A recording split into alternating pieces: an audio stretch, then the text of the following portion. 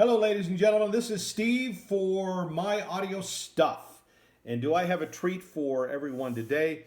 I've been doing a lot of thinking about streaming devices, Bluetooth streaming devices. That's what the majority of them are.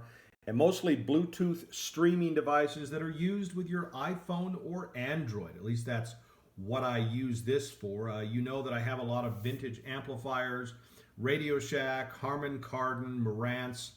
And these amplifiers, of course, are not Bluetooth compatible. So you can go out and buy Bluetooth devices, hook them up to the switched power outlet on the back of the amp if it has one. If it doesn't, you can wire it for that.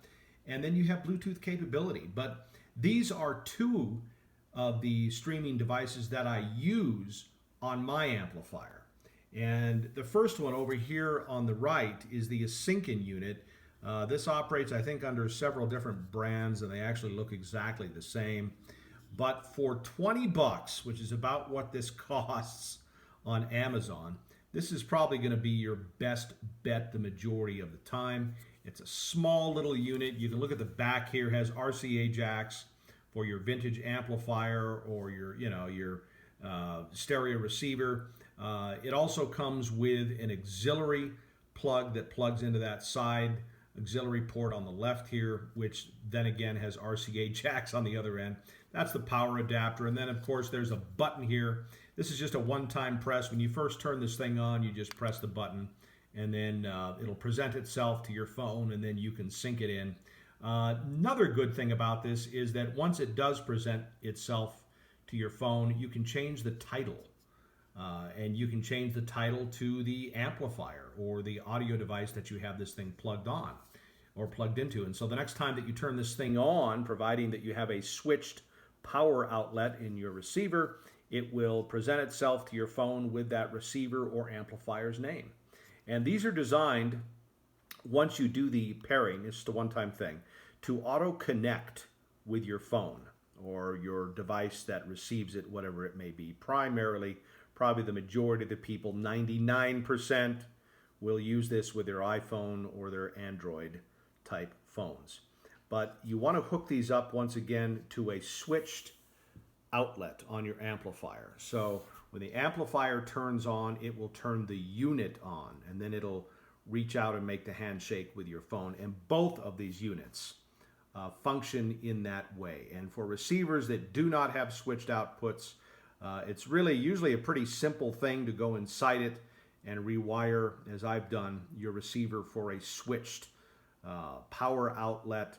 Most of the more expensive receivers, even today, will have that, or not receivers, but integrated amps will have that type of thing. But overall, though, this is a good unit.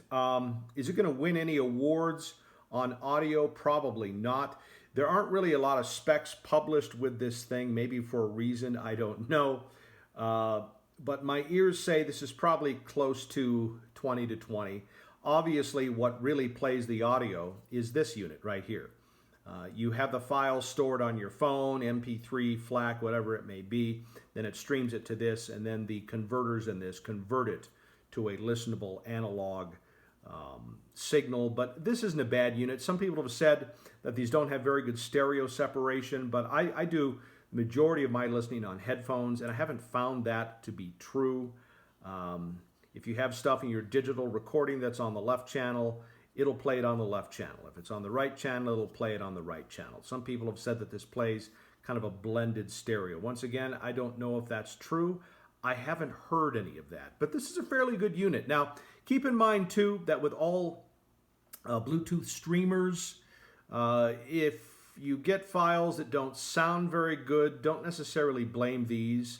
Blame the file you have on it. I have a huge music collection at my house, probably thousands and thousands of songs from CDs and who knows what else, but I make sure that if I'm going to rip a CD onto my home system, because I have a home server that I can hook up to and get all of my music from, I always copy the files, at least if I'm ripping CDs, to MP3, but MP3 320.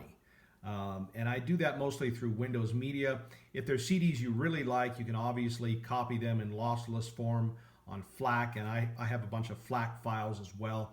But the majority of the people, for space and practicality, all of that, and I know there are exceptions, probably want to do MP3s, but rip it at the highest bit rate. So MP3 320, practically speaking, obviously in the laboratory they can go higher than that, but you get what I'm saying. You can just put it on the max sample rate, which is 320. And then these things play really pretty good. So again, if it doesn't sound good, it's probably because your files aren't sampled at the right rate. But keep in mind, once again, that it's not your phone, your iPhone 11 or your Droid. And I actually am doing this on a crappy iPhone SE. Actually, it's not really a bad phone, but it dates from about 2018. I think that's when I got it, and I still have it. Looks a lot like the iPhone 5, except it has upgraded electronics in it. But it plays really remarkably well. Again, this probably isn't going to win any awards, and it probably won't get some of the subtleties of the digital material that you put into it. But if you really are an audiophile and you really do appreciate the finer things in life, then you might want to go with this one right here. And this is the Audioengine B1. And I have both, obviously. I'm showing you this. This one I have hooked up to my Marantz system in my Elvis Presley listening room. This is really more or less the Harman Kardon, all right, if you want to put it that way, of Bluetooth streaming devices. And actually, Harman Kardon makes one, but I think this is even better than the Harman Kardon. The Audioengine B1. This is a 24-bit DAC internally in it, and I think a few other bells and whistles and things like that. But like the Asinken, this is what is really playing your audio. It's not your phone. Your phone just has the file. This has to take that file digitally and recreate it, and then give it out, convert it to analog, which this unit does really superbly. And there is a difference when you listen to this. You'll hear some of the subtlety on your high-definition CD files, your MP3 320s or your FLACs, that you do not hear on the Asinken. Now, how important that is to you, I don't know. That depends. Probably 99% of the people aren't going to care at all. Both of these will play hard-hitting digital content, but if you do a lot of headphone listening, which is what I do, the B1 is the better unit. The only downside for me is I play a lot of my files on that universal file player that I have on my phone. What's it called? VLC, something like that. It's basically freeware, open source. And some of the files will start, or this thing will start to play them about a half a second into the song. And I still haven't figured out why that is. I've racked my brains, but I think it's more... there's something about the VLC player that the B1 doesn't like, whereas the Asinken doesn't have any problem with that. However, the VLC player is the only player that I've run into problems with as far as the Audioengine B1 is concerned. Specs on this one, since they don't really publish them for the Asinken, 20 to 20 plus or minus half a dB. So it's really a lot like a CD player, an upper end CD player. There are people out there that say that, you don't really have true high fidelity on Bluetooth, and I would beg to differ. I don't think that's true anymore. I think both of these are pretty good units, but this is definitely the better one. This will probably play as good as any CD player. But the catch, once again, is the files that you're going to put into this. And most of the stuff that you're going to get on YouTube, if that's where you play your music, are going to be sampled at about 128K, which really is not the best sampling rate. You probably want to do at 320 if you can find them. But again, it depends on the files you have, FLAC files, Windows Media Lossless, all of that.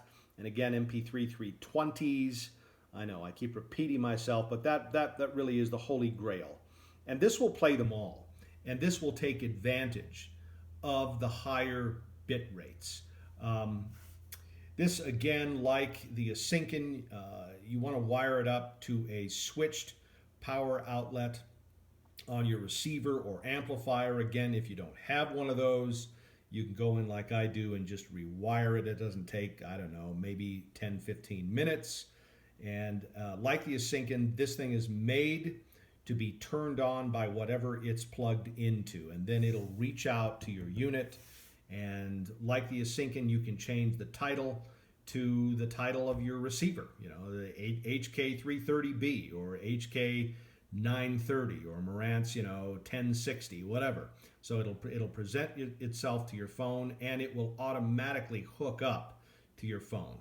And the pairing feature is right here. This is just a little button. It lights up white, but you press that. That's a one-time thing. It'll pair with your phone, and then that's it. And then after it pairs, you can change the title just like the Asinken. The Asinken has the button on the top. This one has the button on the front.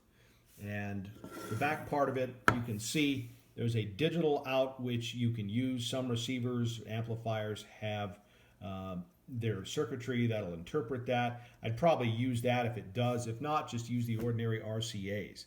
And then, of course, power input and all of that.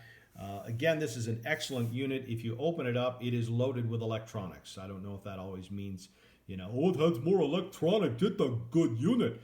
But again, this doesn't really skimp on any area, really, or in any area. And this adheres to the latest Bluetooth protocols and all of that. But this is probably the finest one on the market. Range with both of these is really pretty good. This isn't bad. This is maybe 60 feet, and this is, well, it's rated at 100 feet or thereabouts. I don't know if that's true, but I haven't had problems with reception with either of these. Make sure that if you have any power saving software on your phone that's active, that you turn it off, because if not, your phone can hiccup, and if it hiccups, it'll hiccup on this too. So you'll have like a momentary drop in your audio as your phone does its number crunching or whatever it does. But probably for the audiophile, this is the way you want to go. This is the one that I would definitely recommend. Again, it's not cheap, $200 for that, and this one cheap, $20. About the price of a Big Mac with maybe some extra fries and things like that with it. But both units overall do their job. But for the people who have the connoisseur ears like I do, that's probably the one you want to go with. Well, that's about it. I just keep repeating myself, but I'm not going to. This is Steve for My Audio Stuff. Keep in mind I have another site that you're welcome to visit. It's called A Father's Devotions. You might want to check it out. God bless you.